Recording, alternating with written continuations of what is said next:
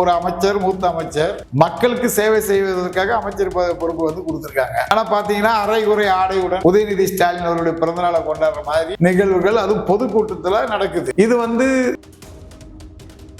திராவிட முன்னேற்ற கழகத்தினுடைய அண்ணனேன்றாங்க. என்னமோ இவரோட வயசு கம்மியானவங்க தான் திமுகவில் இருக்கிற மாதிரியும், வயதான ஆட்கள் தயவு செய்து திமுகவுக்கு போயிருங்க அப்படின்னு சொல்ற மாதிரியும் இருக்கு.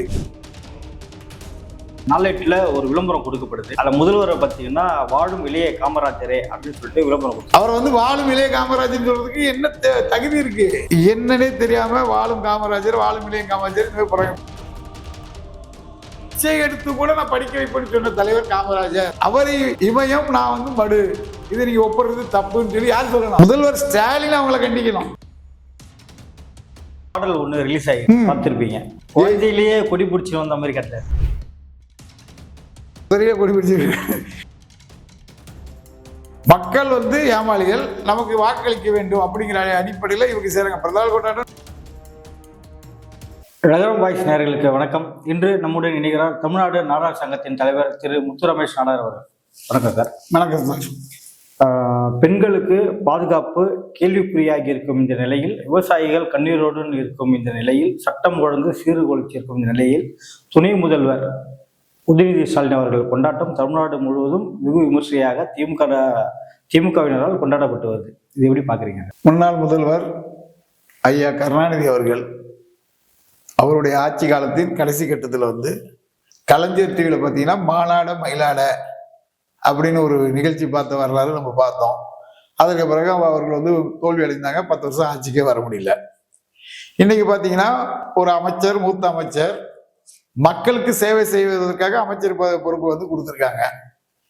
ஆனா பாத்தீங்கன்னா அரைகுறை ஆடையுடன் உதயநிதி ஸ்டாலின் அவருடைய பிறந்தநாளை கொண்டாடுற மாதிரி நிகழ்வுகள் அதுவும் பொதுக்கூட்டத்துல நடக்குது. இது வந்து தமிழ்நாட்டு மக்களை இவர்கள் எந்த அளவுக்கு நினைத்திருக்கிறார்கள் அப்படிங்கிறத இது காட்டுது. ஆக்சுவலா வந்து பாத்தீங்கன்னா கூட்டம் சேர்க்கறதுக்கு 500 ரூபா, 1000 ரூபா, 2000 ரூபா பிரியாணி கொடுத்து கூட்டம் கூட்டுவாங்க. இன்னைக்கு வந்து திமுகவினர் வந்து 1000, 2000 கொடுத்தாலும் அவங்களுடைய பேச்சை கேட்பதற்கு கூட்டம் கூடுவதில்லை. ஏன்னா மக்கள் கடுமையான அதிருப்தியில் இருக்காங்க. திமுகவுடைய 4 வருட ஆட்சி என்பது ஒன்லி விளம்பர மாடல் ஆட்சி தான் தவிர மக்களுக்கு நல்லது செய்யக்கூடிய எதுவுமே செய்யலைங்கிற கடுமையான ஒரு கொந்தளிப்பில் இருக்கிறார்கள். அப்போ 1000 ரூபா பணம் கொடுத்து நம்ம அந்த கூட்டத்துக்கு போனாலும் நம்ம வந்து கேலி பொருளாக்கப்படுவோம். திமுக கூட்டத்துக்காக போயிட்டு வந்த அப்படின்னு சொல்லி அசிங்கப்பட்டுருவோம்னு சொல்லி யாரும் வரல. அப்போ கூட்டத்தை கூட்ட வேண்டியது இவருடைய கட்டாயமா இருக்கிறது. துணை முதல்வருடைய மனதில் இடம் பிடிக்க வேண்டும். அப்பொழுதுதான் நாளைக்கு அவர் முதலமைச்சராக வந்தால் நமக்கு அமைச்சர் பதவி கிடைக்கும் சொல்லி மூத்த அமைச்சர் துரைமுருகன் போன்றவர்கள் எல்லாம் கிட்டத்தட்ட 10 முறை சட்டமன்ற உறுப்பினராக இருந்தவர், திமுகவுடைய பொதுச் செயலாளர். அவரே என்ன பண்றாரு, அவருடைய மகன் வயசோ பேரன் வயசோ இருக்கக்கூடிய உதயநிதி அவர்களை வந்து வாழும் ராஜேந்திர சோழன் அது இதுன்னு சொல்றாரு. இது இப்படி நடக்கு. இது வந்து மக்கள் வந்து வெறுப்படைஞ்சிருக்காங்க. இப்ப பாத்தீங்கன்னா சென்னையில பாத்தீங்கன்னா இன்னைக்கு பல்வேறு இடங்கள்ல திமுகவினர் கொண்டாடுற பேர்ல சாலை போக்குவரத்துக்கு இடையூறாக பல்வேறு நிகழ்வுகளை பண்ணிட்டு இருக்காங்க. 1. 2வது பாத்தீங்கன்னா சுவரொட்டி வந்து அரசு கட்டடங்களை ஒட்டக்கூடாதுங்கிறது ரூல்ஸ். ஆனா பாத்தீங்கன்னா இவங்க ஒட்டுற போஸ்டர் எல்லாமே எங்க ஒட்டுறாங்க? அரசு கட்டிடத்தில் ஒட்டுறாங்க. இந்த இடத்துல போஸ்ட் ஒட்டக்கூடாதுன்னா அந்த இது போட்டிருக்காங்க இல்லையா எச்சரிக்கை, அது மேலேயே போஸ்ட் ஒட்டுறாங்க. ஏன்னா நடக்கக்கூடிய ஆட்சி எங்க ஆச்சு? நாங்க யாருக்கும் நாங்க சட்டத்துக்கு பயந்து நடவடிக்கை நடக்கணுங்கிற அவசியம் இல்லை அப்படிங்கிற அளவுக்கு இவர்கள் செயல்படுகிறார்கள். இதுதான். மேலும் பார்த்தீங்கன்னா நிறைய நிகழ்வுகள். உதயநிதி அவர்கள் வந்து துணை முதல்வர் அடுத்த முதலமைச்சர் ஆய்வாருங்கிற ரீதியில இன்னைக்கு வந்து தமிழ்நாடு முழுவதும் திமுகவினரால் மக்களுக்கு சாலை ரீதியான இடையூறுகள், மக்களுக்கு வந்து இடையூறு பண்றதுதான் பல்வேறு நிகழ்வுகள் நடந்துட்டு வருது. இதெல்லாம் பார்க்கிறோம். பொதுமக்கள் முகசொலிக்கிறாங்க. இப்படிதான் அந்த நிகழ்வுகள் நடந்துட்டு இருக்கு. அவருடைய பிறந்தநாள் விழானா கூட்டம் கூடாதுன்னு சொல்லி அரைகுறை ஆடையுடன் சினிமா துணைநலர்களை வச்சு ஆட வச்சு கூட்டக்கூடிய நிகழ்வுகள்லாம் பார்க்கிறோம். இப்படிதான் இருக்கு. இந்த நிலைமையில இந்த பிறந்தநாள் கொண்டாட்டம் ஒரு தேவையா? இல்ல, பிறந்தநாள் கொண்டாட்டம் தேவையா தேவையில்லைங்கிறத தாண்டி அவர்கள் வந்து மக்கள் வந்து ஏமாளிகள், மக்கள் வந்து ஏமாளிகள், நமக்கு வாக்களிக்க வேண்டும் அப்படிங்கிற அடிப்படையில் இவங்க செய்றாங்க. பிறந்தநாள் கொண்டாட்டம் 100% தேவையில்லைங்கிறது தெரியும். ஒரு சின்ன நிகழ்வா பண்ணி 4 பேர் கலந்துட்டோம்ன்றதுக்கு ஓகே. ஆனா இவங்களுடைய எண்ணம் என்பது என்னன்னா, அந்த ஒரு அரை மணி நேரமாச்சும் மக்கள் சந்தோஷமா இருக்கட்டுமே, துணைகளிகளாம் கூட்டு ஆட விடுவோமேன்னு சொல்லி ஆட விட்டுட்டு இருக்காங்க. உதயநிதி அவருடைய பிறந்தநாளை வச்சு மக்கள் ஒரு அரை மணி நேரமோ 1 மணி நேரமாச்சும் பழைய குத்துப்பாடல்கள்லாம் போட்டு டான்ஸ் ஆடி அமைச்சர் உள்ளிட்டவர்கள்லாம் சந்தோஷமா கைத்தட்டி அமர்ந்திருக்கிற காட்சியெல்லாம் நடக்குது இல்லையா? இது வந்து எப்படின்னா, மக்கள் கோபத்தின் உச்சகட்டத்தில் இருக்கான். ஏதோ ஒரு இது சொல்லுவாங்க, ரோம் நகரம் தூய் பற்றி எரிஞ்சிருக்கும் போது யார் பிடியில் வாசிட்டு இருந்தா மன்னன். அந்த மாதிரியான ஒரு நிலைமையா இருக்குதுன்றதுதான். இது வந்து மக்கள் புரட்சி ஏற்படும், வாக்கு புரட்சி ஏற்பட்டு ஒரு மிகப்பெரிய அரசியல் மாற்றத்தை தமிழகத்தில் உருவாக்குறதுக்கு அச்சேனையாக தான் இந்த நிகழ்வை நம்ம பார்க்கிறோம். இந்த உதயநிதியோட பிறந்தநாள் கொண்டாட்டத்துல ஒரு நாளேட்டில் ஒரு விளம்பரம் கொடுக்கப்படுது. அதில் முதல்வரை பார்த்தீங்கன்னா வாழும் இளைய காமராஜரே அப்படின்னு சொல்லிட்டு விளம்பரம் கொடுத்துருக்காங்க. இது எப்படி பாக்குறீங்க? அதாவது முதல் உதயநிதி அவர்களுடைய பிறந்தநாள் விழா, சரியா? அதற்கு உதயநிதிக்கு வந்து வாழும் காமராஜர் போடுறது வாடிக்கையா ஒரு விஷயமா இருந்தது. இது வரைக்கும் அப்படி போடல, அந்த மாதிரி தவறுகள் எதுவும் செய்யல. இன்னைக்கு வந்து இவங்க செஞ்சிருக்காங்க. புதுசா திமுக இணைஞ்ச ஆட்கள், புதுசா வேற ஒரு கட்சியிலிருந்து வந்து ஆட்கள், இல்ல புதுசா திமுக வர ஆட்கள் என்னன்னே தெரியாம வாழும் காமராஜர், வாழும் இளைய காமராஜர் இந்த மாதிரி போறாங்க. இது ஏற்கனவே நடிகர் விஜய்க்கு அந்த மாதிரி போடும்போது கடுமையான எதிர்ப்பு தெரிவிக்கப்பட்டது. அதற்கு முன்னாடி நிறைய பேருக்கு எதிர்ப்பு தெரிவிச்சிருக்கோம். அழகிரி, காங்கிரஸ் கட்சி தலைவர் அழகிரி, செல்வ பெருந்தகை, இவங்க எல்லாருமே வாழும் காமராஜர், இளைய காமராஜர், குட்டி காமராஜர், அந்த காமராஜர் போடுவாங்க. இது வந்து ஒரு விதத்துல பாத்தீங்கன்னா பெருமைக்குரிய விஷயம்தான். ஏன்னா வாழும் கருணாநிதினு போடல, அப்போ அவங்களே கருணாநிதியை மதிக்கல. வாழும் அண்ணான்னு போடல, அவங்களே கட்சியுடைய நிறுவன தலைவர் அண்ணாவை மதிக்கல. வாழும் பெரியாருன்னு போடல, பெரியார் வந்து அவங்களுடைய ஆசாங்காங்க, குருங்கிறாங்க, மேல போட்டோ எல்லாம் இருக்காங்க. அப்போ அவரை சொல்லல. வாழும் பெரியாரு, வாழும் அண்ணா, வாழும் கருணாநிதினு சொல்றதுக்கு தகுதி இல்லாத தலைவர்கள் உள்ள கட்சி தான் திமுக. திமுகவுடைய முதல்வர் மு.க. ஸ்டாலினை வாழும் இளைய காமராஜர்னு போட்டால் அது எவ்வளவு ஒரு அயோக்கியத்தனம். இதை வந்து முதல்வர் உடனடியாக கண்டிக்கணும். இந்த மாதிரி விளம்பரம் கொடுக்க கூடாது, இது தவறு. என்னுடைய தகுதிக்கும் அவருடைய தகுதிக்கு வந்து ஏடி வச்சாலும் எட்டாது. நாங்கெல்லாம் சாராய வியாபாரம் பண்ணி அரசு நடத்திட்டு இருக்கோம், சாராய வியாபாரம் பண்ணி அரசு நடத்திட்டு இருக்கோம். அவருடைய ஆட்சி காலத்துல முழுமையாக மதுவிலக்கு இருந்தது. நாங்கெல்லாம் தனியார் பள்ளிக்கூடங்களை ஊக்குவிச்சுட்டு இருக்கோம். தனியார் பள்ளிக்கூடங்களை வச்சு இன்னைக்கு வந்து கொள்ளை அடிச்சிட்டு இருக்காங்க. அதுக்கு நாங்கெல்லாம் கூட இருக்கிறோம். ஆனா அவங்க ஆட்சி காலத்துல சுமார் 25,000-30,000 பள்ளிக்கூடங்கள் திறக்கப்பட்டு அனைத்து மக்களும் படிக்க வேண்டும் அப்படிங்கிற எண்ணத்துல, அது சொல்ல போனா பிச்சை எடுத்து கூட நான் படிக்க வைப்பேன்னு சொன்ன தலைவர் காமராஜர். அவரை இமயம், நான் வந்து மடு, இதை நீங்க ஒப்புறது தப்புன்னு சொல்லி யார் சொல்லணும்? முதல்வர் ஸ்டாலின் அவங்களை கண்டிக்கணும்.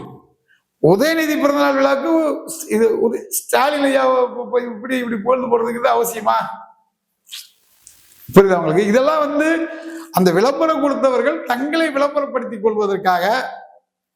இப்போ வாழும் இளைய காமராஜர்னு போடுறான்ல, ஒரு காமராஜர் படத்தை அந்த விளம்பரத்துல போட்டிருக்கானு பாருங்க. புரியுதா உங்களுக்கு? ஒருத்தரை நீ வந்து என்ன நினைக்கிற, ஒரு சூரியன், வாழும் சூரியனே, வாழும் சந்திரனே அப்படிங்கிறது வாழ்த்துறது. அப்ப வந்து வாழும் சூரியன், வாழும் சந்திரன் மாதிரி வாழும் காமராஜருங்கிறது ஒரு மிகப்பெரிய பெயருங்கிறது நீ புரிஞ்சுக்கிட்டு தான் அதை போடுறீங்க. அப்போ அப்படி போடும்போது அந்த தலைவருடைய படத்தை நீ போட்டிருக்கியாடானா போடல. இது இப்ப நடக்கல, தொடர்ந்து காமராஜர் இரட்டடிப்பு செய்யற வகையில தொடர்ந்து நடக்கிட்டு இருக்கு. இன்னும் சொல்ல போனா 15 நாளைக்கு முன்னாடி கன்னியாகுமரி மாவட்டத்தில் நடந்த போராட்டத்துல காமராஜர் படமே வைக்கல. கூட்டணி கட்சியினுடைய மிகப்பெரிய தலைவர், சொல்ல போனா கன்னியாகுமரி மாவட்டத்துல காமராஜர் பெயரை பயன்படுத்தாமல் நீங்க ஒருத்தர் கூட சட்டமன்ற உறுப்பினர் வர முடியாது, நாடாளுமன்ற உறுப்பினர் வர முடியாது. அந்த பகுதியிலேயே, அது சொல்ல போனா அப்பச்சி எங்களுடைய தெய்வம்னு சொல்லி வழிபடக்கூடிய கன்னியாகுமரி மாவட்ட மக்கள் இருக்கிற இடத்திலேயே காமராஜர் படத்துக்கு இரட்டடிப்பு. அதுக்கு காங்கிரஸ் கட்சியினுடைய சட்டமன்ற தலைவர் ராஜேஷ்குமார் கடுமையான கண்டனத்தையும் எதிர்ப்பையும் தெரிவித்தாரு. அந்த நிகழ்ச்சி அவங்க போகல. உதயநிதியோட பிறந்தநாளை முன்னிட்டு ஒரு பாடல் ஒண்ணு ரிலீஸ் ஆகிருக்கு, பார்த்திருப்பீங்க. அந்த பாட்டை வந்து என்ன பாக்குறோம்னா, அண்ணனேன்றாங்க, திராவிடங்கிறாங்க, திராவிட இளைய தலைவரே ஏதோ சொல்றாங்க. சனாதன எதிர்ப்பு மாநாடுகள் உள்ள நிகழ்வு காட்டுறாங்க. சிறையில் கருணாநிதி அவர்கள் இருக்கும்போது இவர் சிறையில போய் கருணாநிதியை பார்க்குற மாதிரி தொழில்நுட்பத்தில் காட்டுறாங்க. அப்புறம் ஸ்டாலின் சிறையில் இருக்கும்போது வர மாதிரியான காட்சிகள் இருக்கு. அப்புறம் சனாதன எதிர்ப்பு, அது இல்லாம திராவிட முன்னேற்ற கழகத்தினுடைய அண்ணனேன்றாங்க. என்னமோ இவரோட வயசு கம்மியானவங்க தான் திமுகவில் இருக்கிற மாதிரியும், வயதானவர்கள்லாம் திமுக இல்லாத மாதிரியும், வயதான ஆட்கள் தயவு செய்து திமுகவுக்கு போயிருங்க அப்படின்னு சொல்ற மாதிரியும் இருக்கு. புரியுதா உங்களுக்கு? இப்ப அண்ணன் அப்படின்னு சொன்னால் துரைமுருகன் அவருடைய வயசு என்ன? மூத்த தலைவர். டிஆர் பாலு ஐயாவுடைய வயசு என்ன? மூத்த தலைவர். ஆர் ராசாவுடைய வயசு என்ன? இப்படி பல தலைவர்கள் இருக்காங்க. அவங்க வயசெல்லாம் ஒப்பிடும் போது அவங்களாம் இவர் அண்ணன் சொல்லணுமா? இது எப்படின்னு தெரியல. இப்ப அண்ணன்ற வார்த்தையை ட்ரெண்டிங் பண்ணுது அண்ணன் சீமான் அவர்கள். அவர் தான் எல்லாரையும் தம்பிகளான்னு சொல்லி தம்பின்னு சொல்லுவார். ஏன்னா அவருடைய கட்சியில அவர் எல்லாமே அவருக்கு வயசுக்கு கீழே உள்ளவங்க தான் 99% இருக்காங்க. அது அந்த கட்சியில லாஜிக் சரி. இந்த கட்சியில இவரை அண்ணன் சொல்லணும்னா என்ன லாஜிக் இருக்கு? துணை முதல்வர் உதயநிதி பிறந்தநாள் பார்த்தீங்கன்னா கட்சியை தாண்டி பொதுமக்கள் கிட்ட சென்றடையல.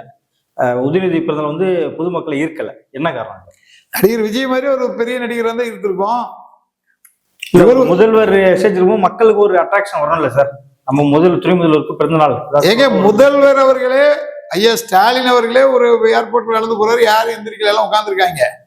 ஸ்டாலினுடைய நிலைமை அதுதான். அப்படி இருக்கும் உதயநிதியை அப்படி மதிப்பாங்க.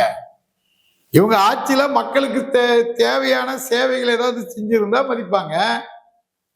இப்ப இவங்க கொடுத்த வாக்குறுதியில ஒரு 10% நிறைவேற்றினா கூட மதிப்பாங்க. மாணவர்களுடைய கல்வி கடன் ரத்து பண்ணாங்களா? மின்சாரம் மாதம் நாங்க ரீடிங் எடுத்து கட்டணம் போடுவோம், அதனால இப்போ மக்கள் பெரிய அளவுக்கு பயனடைவாங்கன்னாங்க. ஆனா என்ன நடந்துச்சு? அதிக அளவுல மின்கட்டண உயர்வு. விவசாய கடன் தள்ளுபடி பண்றேன்னாங்க. விவசாய கடன் தள்ளுபடியும் பண்ணல. 20 லட்சம் டன் நெல் நீங்க பாத்தீங்க எல்லாம் செடியாயிட்டு. அதை காப்பாத்துறதுக்கு எந்த வித நடவடிக்கையும் இல்லை. ஆனா டாஸ்மாக் கடையில வீரன் சூரன் தீரன் சொல்லிலாம் சரக்கு வைக்கிறது எப்படி? 500 ரூபாய்க்கு எப்படி விற்கலாம், 1000 ரூபாய்க்கு விற்கலாம், 750 ரூபாய்க்கு வித்துட்டு பெருமை பேசுற அளவுக்கு படு மோசமா இருக்குது அரசு. அப்படி இருக்கும்போது பொதுமக்கள் எப்படி இவருடைய நிகழ்வை கொண்டாடுவாங்க? இவருடைய பிறந்தநாள் எப்படி கொண்டாடுவாங்க? அந்த காலத்துல பெருந்தலைவர் காமராஜர் இருந்தாரு அப்படின்னா அவர் மக்களுக்கு நேசிச்ச தலைவர், மக்களுக்காக வாழ்ந்த தலைவர். அவருடைய பிறந்தநாளை கொண்டாடுறதுக்கு மக்கள் சந்தோஷப்படுவாங்க அவருடைய பிறந்தநாள் அப்படின்னா. ஆனா இவங்க ஒன்லி விளம்பர மாடலுக்கு அரசுங்கிறது பாத்தீங்கன்னா நீ தமிழ்நாடு முழுவதும் சென்னையை சுத்தி அவ்வளவு பேனர் வைக்கப்பட்டிருக்குது. இதே வேற கட்சிக்காரங்க இவ்வளவு பேனர் வைக்கிறதுக்கு அனுமதி இருக்குதா? இப்ப நம்ம ஒரு நிகழ்ச்சி பண்றோம், எக்மோர்ல எங்க மண்டபம் இருக்கு, அதை சுத்தி 10 பேனர் வைக்கிறதுக்கே போலீஸ்காரங்க 10 பேனர் கழட்டுறாங்க. அதாவது எங்க மண்டபத்துல நாங்க வைக்கிறதுக்கே தடை. ஆனா பொதுமக்களுக்கு இடையூறாக, போக்குவரத்துக்கு இடையூறாக சென்னை மாநகரில் நீங்க எத்தனை இடத்துல பேனர் இருக்குது. அப்போ மக்களுக்கு இவரோட விழா பிறந்தநாள் கொண்டாடிட்டு என்னங்கிற எண்ணம் தானே வரும். அவருடைய பிறந்தநாளை கொண்டாடுவது அவங்க கட்சிக்காரருக்கு சம்பந்தப்பட்டது, அதுக்குள்ள போகலாம். ஆனா அதே சமயத்துல பொதுமக்களுக்கு இடையூறு இல்லாம செய்யணும்ல. துணை முதல்வரோட விழாவை யார் பண்ணணும்? மக்களுக்கு எந்த இடையூறு இல்லாம அவங்க கட்சிக்காரங்க பண்ணாலும் மரியாதையா இருக்கும். இப்போ காமராஜர் ஐயாவை பேரை போட்டு வாழும் இளைய காமராஜரேன்னு சொன்னால் எதுக்கு சொல்றீங்க? நாடர்களை குறிவைக்க. நாடர்களை குறிவைக்க இல்லை. இப்ப ஏற்கனவே பெருந்தலைவர் காமராஜர் பற்றி தவறாக பேசிய அமைச்சர் துரைமுருகன் மீதோ, உங்க கட்சியினுடைய முக்கியமான நிர்வாகி ஆனந்தர் RS பாரதி மீதோ, இல்ல மாணவர் அணி செயலாளர் சொல்லக்கூடிய ராஜீவ்காந்தி மீதோ, ராசா மீதோ, துணை பொதுச் செயலாளர் ராசா மீதோ, சமீபத்துல பேசின திருச்சி சிவா MP மீதோ இது வரைக்கும் ஏதாவது நடவடிக்கை எடுத்திருக்கீங்களா? அப்ப காமராஜர் பெயரை திட்டமிட்டு ஒரு இரட்டடிப்பு செய்ய வேண்டும், காமராஜர் புகழை கெடுக்க வேண்டுங்கிற நோக்கத்துலதான் நீங்க செயல்பட்டு இருக்கீங்க. அப்புறம் எப்படி நீங்க வாழும் இளைய காமராஜர் சொல்ல முடியும்? காமராஜர் என்னங்க? இல்ல ஒரு நாளாவது காமராஜர் வாழ்க்கையை இவர்கள் வாழ்ந்திருப்பார்களா? வாழ்ந்திருப்பாங்க. ஜெயில இருக்கும்போது வாழ்ந்திருப்பாங்க. அதாவது காமராஜர் என்கிற இல்ல முதலமைச்சரா அவர் ஆட்சி காலத்துல செயல்பட்டாரு இல்லையா, அந்த ஆடம்பரத்தை எல்லாம் தவிர்த்துட்டு இருந்தார் இல்லையா, அது போல சொல்றேன். ஏன்னா அவர் வந்து வாழ்க்கையில் இருந்தது வந்து வாழ்க்கை 40 வருஷம் வாடகை வீடுனேன். 1940 அவர் சாகிற வரைக்கும் 35 வருஷம் வாடகை வீட்டில் இருந்தார். அதையே சில அயோக்கிய பயல்கள் என்ன சொல்றாங்கன்னா, ஏழை மாளிகையில் ஏழை ஏழை பங்காளரின் சொகுசு மாளிகையை பாருன்னு சொல்லி போஸ்ட் அடிச்சு ஒட்டுன அயோக்கிய அரசியல்வாதிகள் நீங்க. காமராஜர் பேரை எந்த அளவுக்கு கெடுக்கணும்னு திட்டமிட்டு தொடர்ந்து செயல்படக்கூடிய அரசு தானே திமுக அரசு. காமராஜர் பேர் வச்ச எத்தனை இடத்துல வந்து அவர் பேரை நீக்கிட்டு கருணாநிதி பேரை வைக்கிறதுக்கு முயற்சி பண்ணீங்க. மக்கள் வந்து தன்னெழுச்சியை எப்படி போராடி அதை காப்பாத்தினாங்க. அப்ப நீங்க ஒரு பேரை சொல்லணும், ஒரு பேரை வச்சு சொல்லணும்னா அதுக்கு நம்ம அதுக்கான தகுதிகளை வளர்த்து கொள்ளணும் இல்லையா. அவர் வந்து வாழும் இளைய காமராஜர் சொல்றதுக்கு என்ன தகுதி இருக்கு? அப்ப முதலமைச்சர் பதில் யார் இருந்தாலும் வாழும் காமராஜர் இளைய காமராஜர் சொல்லிடலாமா? இது வந்து திமுகவில் இருக்கக்கூடிய நாடார்கள் உணர்ந்து செயல்படுத்தக்கூடிய ஒரு சூழல் இருக்காங்க. காமராஜர் தொண்டர்கள் செயல்படலாம். நியாயப்படிக்கு காங்கிரஸ் கட்சி இதுக்கு கடுமையான எதிர்ப்பு தெரிவிக்கணும். காங்கிரஸ் கட்சி, இன்றைக்கு இருக்கக்கூடிய காங்கிரஸ் கட்சி, இந்திரா காங்கிரஸ் கட்சி, பெருந்தலைவர் காமராஜரால் உருவாக்கப்பட்ட தேனாம்பேட்டை மைதானத்தில் வர வருமானத்தை வச்சுட்டு சாப்பிட்டா மட்டும் போதாது. தேர்தலில் மட்டும் காமராஜர் படத்தை பயன்படுத்திட்டு நாங்க காமராஜர் அமைப்புன்னு சொன்னா மட்டும் போதாது. திமுகவுக்கு சொம்படிப்பதற்காக ஸ்டாலினுடைய ஆட்சியே காமராஜர் ஆட்சின்னு சொன்னா மட்டும் போதாது. இது போன்ற தவறுகள் நடக்கும் போது தட்டி கேட்கக்கூடிய துணிச்சல் இருக்கணும். இப்படி துணிச்சல் இல்லாதவர்கள் காமராஜர் படத்தை தயவு செய்து பயன்படுத்தாதீங்க. அந்த வேலையை திமுக காரங்க செஞ்சிருக்காங்க, படத்தை பயன்படுத்தல. நீங்க பயன்படுத்தல, உங்களுக்கு என்ன இருக்கு? ஒரு திரைப்படத்துல பெருந்தலைவர் காமராஜரை பற்றி தவறான காட்சிகள் வைக்கப்படுகிறது, பொய்யான காட்சிகள் வைக்கப்படுகிறது, வரலாறு தவறாக காண்பிக்கப்படுகிறது. காங்கிரஸ் கட்சியை கழுவி ஊத்திருக்கான். இதுவரைக்கும் ஒரே ஒரு காங்கிரஸ்காரன் எதிர்த்து குரல் கொடுத்திருக்கானா? அப்ப தமிழ்நாட்டுல காமராஜரை பற்றி யாரு என்ன வேண்டாலும் சொல்லலாம், யாரும் கேட்க மாட்டார்கள். இப்போ இதே வாழும் இளைய முத்துராமலிங்க தேவர் ஸ்டாலின் போட்டா ஏத்திடுவாங்களா? எவ்வளவு பெரிய பிரச்சனை ஆகும் தெரியுமா? வாழும் சமூக நீதி போராளி இமானுவேல் சேகரன் இவங்களால போட முடியுமா? சொல்லுங்க. காமராஜர் ஒரு தலைவர் வந்து அனைத்து சமுதாயத்துக்கும் தேவையான தலைவர், எல்லாரும் இறைவனாக கொண்டாடப்படக்கூடிய தலைவர். அப்படிங்கும்போது பொதுவான ஒரு தலைவருக்காக யாரும் சண்டைக்கு வர மாட்டாங்க. அவங்க ஜாதிகாரன் கூட சண்டைக்கு வர மாட்டான். அவங்களும் பெருந்தன்மையானவர்கள். மளிகை கடையை விட்டு வெளியே வர, பட்டண கட்டத்தை விட்டு வெளியே வர மாட்டாங்க. நடப்பு அரசியல் குறித்து பல்வேறு கருத்துக்களை பிரதிமைக்கு நன்றி. நன்றி.